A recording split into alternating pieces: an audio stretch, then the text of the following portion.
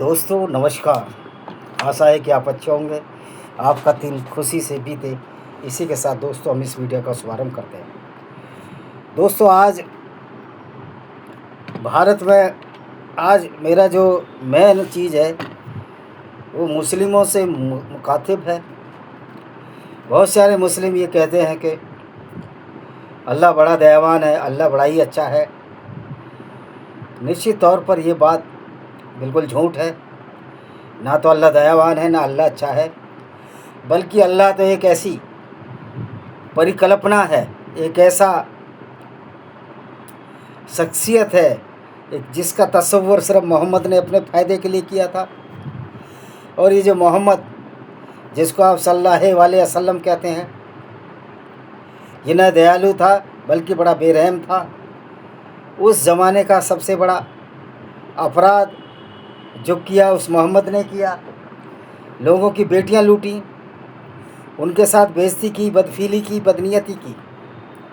तो दोस्तों जो आज मुसलमान भाईचारे की और ईमान की बात करते हैं, उनको ये समझ लेना चाहिए कि वो झूठ बोलते हैं या सच बोलते हैं, ये उनका विश्वास जाने, उनकी अंतरात्मा की आवाज़ जाने, जिसको कि आप ईमान के नाम से जानते हो। तो दोस्तों किसी मुसलमान को कोई हक नहीं है जो अच्छाई के लिए युद्ध करे, अच्छाई की बात करे, भाईचारे की बात करे, क्योंकि इस्लाम ऐसा नहीं है। इस्लाम का स्वरूप भाईचारे का स्वरूप है ही नहीं। Islam is not correlated with the humanity और the harmony among all the community और कास्ट एंड क्रीड। इस्लाम की ये फितरत नहीं है, इस्लाम की ये व्यापक विचारधारा नहीं है कि पूरी दुनिया के लोगों के साथ मोहब्बत की जाए।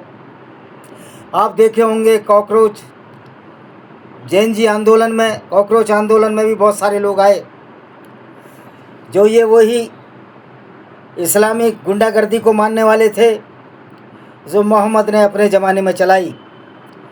वो इस आड़ में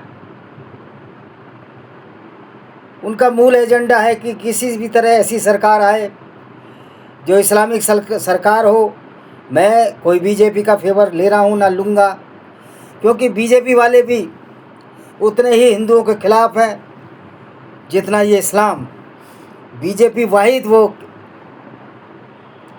पार्टी है जिसकी आइडियोलॉजी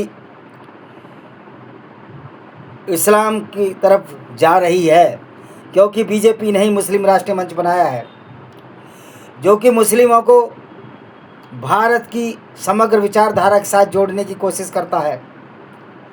लेकिन इन आरएसएस वाले स्वामी इंद्रवेश को मालूम होना चाहिए कि आज कोई भी व्यक्ति बेवकूफ़ नहीं है। कोई भी व्यक्ति आज कुरान को पढ़ता है, कुरान की आयतों को पढ़ता है और उसके आधार पर यह तय करता है कि वास्तव में इस्लाम क्या है। निश्चित तौर पर इस्लाम एक गुंडागर्दी है, एक ऐसी विचारधारा है जो पूरी दुनिया को बर्बाद करने के लिए आई थी। यह अल्लाह की परिकल्पना कि अल्लाह रहमत वाला है, एक झूठ और फरेब का जाल था जो मोहम्मद ने अपने फ़ायदे के लिए रचा। और जितनी भी आयतें हैं मोहम्मद के चचेरे साले वर्का बिन नोबिल जो कि खदीजा का भाई था, उसने उतारी। तो आज भारत के प्रक्षेप में उन अमित दीपके, अभिजीत दीपके को और बुद्धिस्टों को, वामन मेश्राम जैसे और राम पुनियानी जैसे मूर्खों को ये मैं कहना चाहता हूँ कि आप किस तरह से इस्लाम को सही साबित करने की कोशिश में लगे हो। ये असंभव है। इस्लाम को सच्चा साबित कुरान से, कुरान की आयतों से और मोहम्मद ने जो क्रियाकलाप किए उनसे कर सकते हैं। तो जब हमने हदीसों को पढ़ा, सही मुस्लिम, सही बुखारी को पढ़ा, तो ये पाया कि जितने भी मौलाना हैं बाहर आकर झूठ बोलते हैं कि इस्लाम सबसे अच्छी आइडियोलॉजी है, सबसे अच्छी विचारधारा है। एक मूर्ख मौलाना साजिद रशीदी कहता है कि कुरान में लिखा हुआ है कि अल्लाह के पास कुरान सबसे पवित्र पुस्तक है। मैं उस मूर्ख साजिद रशीदी को कहना चाहता हूँ, आप ये प्रूव करो ये अल्लाह कहाँ था। मोहम्मद जब 610 में अल्लाह को बनाया अपने चचेरे साले वर्का बिन नोबिल से, जो कि यहूदियों की धर्म पुस्तक तोरा और बाइबल के ओल्ड टेस्टामेंट से आयतें चुरा चुरा कर मोहम्मद को बताता था। इसका स्पष्ट परिणाम यह है कि जो यहूदियों के पैगंबर थे, ईसाइयों के पैगंबर थे, उनको भी कुरान में जगह दी गई, क्योंकि मूल रूप से वर्का बिन नोबिल ईसाई था। और आपको मालूम होना चाहिए ईसाइयों की जो बाइबल है उसका ओल्ड टेस्टामेंट और तोरा एक ही है, यानी यहूदियों की धर्म पुस्तक। इसलिए इन्होंने इब्राहिम को इब्राहिम बना दिया, डेविड को दाऊद बना दिया। झूठ और फरेब पर ये मुकम्मल आइडियोलॉजी तैयार कर ली गई, जो कि एक परफेक्ट गुंडागर्दी से सिवा कुछ नहीं थी। तो दोस्तों, आज जो भी मुसलमान जो ये कहते हैं कि हमारे भारत से प्यार है, निश्चित तौर पर इस्लाम की दृष्टि में वो खारिज हो चुके हैं। वो अच्छे इंसान हो सकते हैं, देशभक्त हो सकते हैं, लेकिन सच्चे मुसलमान नहीं हो सकते। और कोई भी सच्चा मुसलमान न कभी देशभक्त हो सकता है, न ईसाइयों, यहूदियों, हिंदुओं, बुद्धिस्ट अपने को नकली जो अभी बदल बदल कर दलित समुदाय से बुद्धिस्ट बने हैं, तो दोस्तों आपको भी ठगा जा रहा है। यो इस्लाम ही था जिसने अफ़गानिस्तान से बुद्धिज़्म का समूल नाश किया। मैं मानता हूँ कि सनातन वैदिक धर्मियों ने भी बुद्धिज़्म को बहुत क्षति पहुँचाई, लेकिन भगवान बुद्ध ने ये कहाँ कहा था कि आप किसी का अपमान करो। सिद्धार्थ भी उसी वंश से आते थे जिससे रामचंद्र पैदा हुए थे। निश्चित तौर पर जब इतिहास मिलता है कहीं ना कोई तो सच्चाई होगी। मैं मानता हूँ वो भगवान नहीं थे, लेकिन महापुरुष हो सकते हैं। लेकिन कुरान का जो पैगंबर है वो ऐसा व्यक्ति है जो ना दया कर सकता था, क्योंकि उसकी तो मूल कल्पना में यही था कि मुझे किसी तरह लूट मचानी है, अपनी काम वासना और धन लिस्सा की पूर्ति करनी है। और मोहम्मद ये ज़िंदगी भर करता रहा। जब मोहम्मद ये ज़िंदगी भर करता रहा तो फिर मोहम्मद के मानने वाले कैसे अच्छे हो सकते हैं, मोहम्मद की विचारधारा पर चलने वाले कैसे अच्छे हो सकते हैं। ये अलग बात है कि आज इस्लाम की ताकत घट गई है। याद करो जो ओटोमन साम्राज्य अब्बासीद खलीफाओं के ज़माने में जो ताकत थी, उस्मान से जो साम्राज्य जिसको ओटोमन, उस्मान से ओस्मान हुआ, फिर ओटोमन हुआ जो तर्किश की लीडरशिप में हुआ, वो कैसा साम्राज्य था, लूटपाट का साम्राज्य था। गैर मुस्लिम बहन बेटियों के बलात्कार होते रहे थे और आज भी ये प्रथा जारी है, क्योंकि इस्लाम में तो सेक्स स्लेवरी को कभी ख़त्म नहीं किया गया, औरतों को लूटकर कभी ख़त्म नहीं किया गया, औरतों के लूट को। ये मुसलमान मौलाना झूठ बोलते हैं, कहते हैं धीरे धीरे प्रथा का नाश हुआ। अरे जब ये अल्लाह की किताब है और अल्लाह की किताब पहले ही मुकम्मल हो गई मोहम्मद के ज़माने में, क्योंकि मोहम्मद ही अल्लाह है और अल्लाह ही मोहम्मद था। और इस अल्लाह और मोहम्मद को बनाने वाला पैगंबर इनका चचेरा साला वर्का बिन नोबिल जो एक ईसाई था और खदीजा पहली पत्नी खदीजा का भाई था। तो दोस्तों अभी तक कुरान में ऐसी कोई आयत क्यों नहीं आई? वो तो कुरान में मुकम्मल हो गई। अब सेक्स स्लेवरी ख़त्म नहीं हो सकती, क्योंकि कुरान ही आखिरी सत्य है इनके लिए। ये अलग बात है कि कुरान से बड़ा झूठ और फरेब इस दुनिया में कोई नहीं है। इसने जितने भी मौलाना हैं, चाहे वो साजिद रसीदी हो, अरशद मदनी हो, महमूद मदनी हो, डीजल मौलाना हो, ये सारे के सारे झूठ और फरेब के जाल पर लोगों को बेवकूफ़ बना रहे हैं। यही वजह है कि आज इस्लाम को छोड़ने वालों की संख्या बढ़ती जा रही है। और जो मूर्ख कभी भी झूठे अल्लाह के फेर में फंसे हुए हैं, उनको समझना चाहिए क्या तुम्हारा अल्लाह इतना नीच प्रवृत्ति का हो सकता है? दुनिया को बनाने वाला क्या इतना नीच प्रवृत्ति का होता है जिसको तुम अल्लाह के रूप से मानते हो? गो कि अल्लाह मोहम्मद का बनाया हुआ है, और ये 610 में अल्लाह बना था। उससे पहले अल्लाह का कोई अस्तित्व नहीं था, ना उससे पहले कोई मुसलमान था। और तुम्हारे पैगंबर ने तो कलमा भी नहीं पढ़ा था, तुम्हारा पैगंबर ही मुसलमान नहीं था।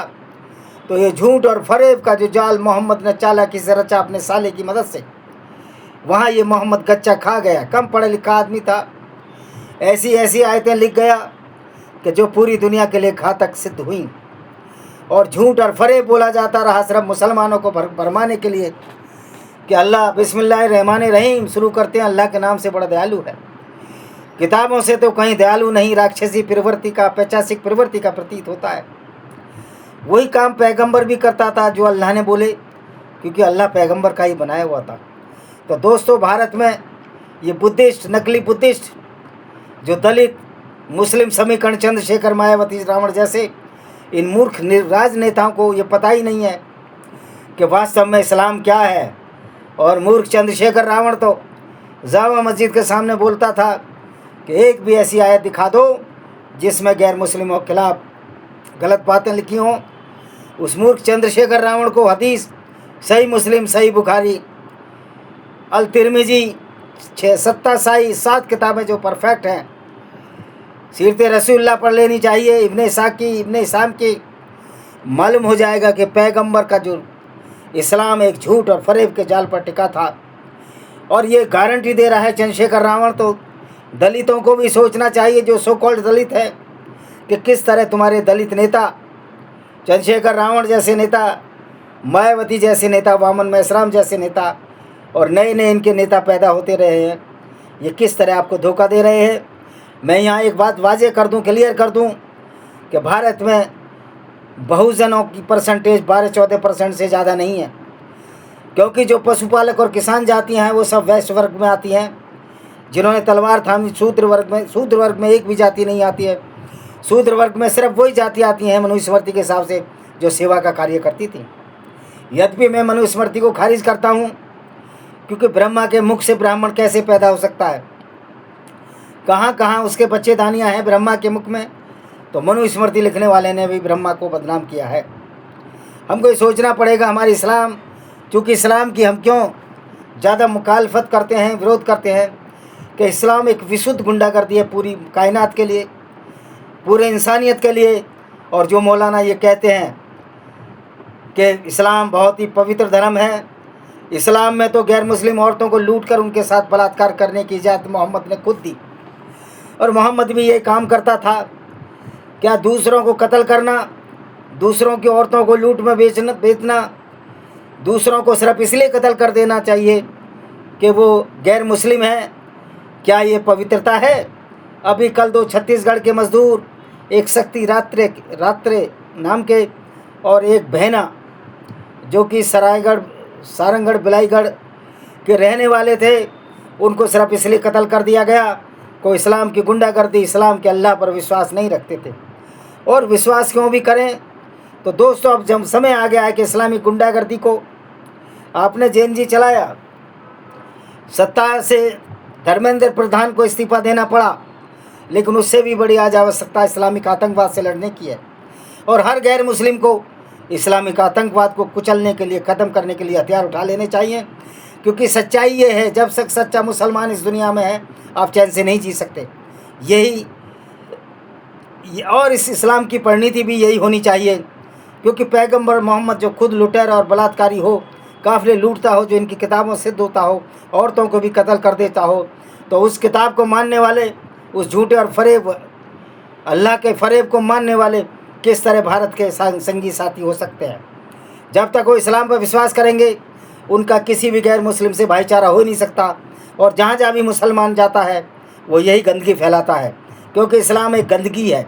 स्टालिन ने हिंदू धर्म को गंदगी बताया था, बहुत सारी बातें गलत है, मैं भी मानता हूँ, लेकिन इस्लाम से बड़ी कोई गंदगी और बीमारी इस दुनिया में नहीं है, जो इंसान को इंसानियत से तोड़ रही है।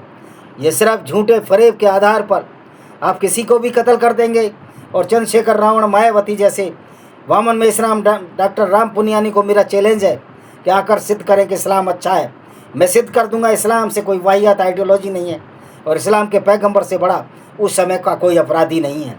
हिटलर ने भी 50 लाख यहूदी मारे, लेकिन इस्लाम की वजह से करोड़ों गैर मुस्लिम औरतों की असमत लूटी गई। तो दोस्तों, अगर सरकार कहती है कि ये विचार आपस में सामंजस्य खराब करते हैं, तो फिर कुरान को बैन कर देना चाहिए, क्योंकि कुरान को पढ़कर ही मुसलमान गैर मुस्लिमों को काफिर समझकर उनको कत्ल करता है।